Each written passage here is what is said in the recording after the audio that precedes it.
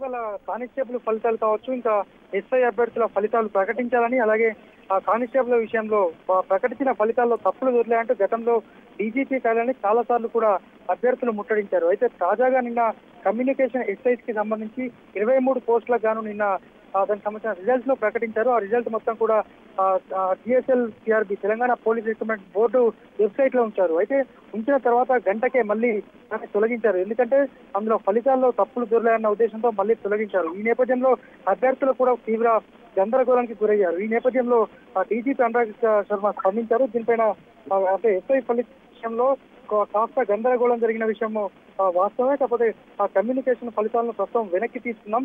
Computer work చేస్తున్న సమయంలో system లో జరిగిన చిన్న తప్పిదం వల్ల ఈ ఫలితాలు వెనక్కి తీసుకోవాల్సి వచ్చింది. త్వరలోనే వీటికి సంబంధించి పారదర్శకంగా నియామకాలు చేపడతాం. ఎస్ఐ ఫలితాలు మొత్తం కూడా నోటిఫికేషన్ ఆధారంగా ఉంటాయని చెప్పారు. మరోవైపు ఇప్పుడు ఎస్ఐ ఫలితాలకు ఇంగ్లీష్ వెయిటేజీ తప్పనిసరి కూడా ఉంది. అయితే గ్రామీణ అభ్యర్థుల కోసము తెలంగాణ ప్రభుత్వము ఈ ఇంగ్లీష్ విషయంలో కాస్త చూడాలి అన్న విధంగా ప్రభుత్వం ఒక నిర్ణయం తీసుకుంది. అయితే దానిపైన ఎలాంటి సమస్యలు ఉంటాయన్న దానిపైన న్యాయ సలహా తీసుకుంటున్నామని కూడా డీజీపీ చెప్పారు.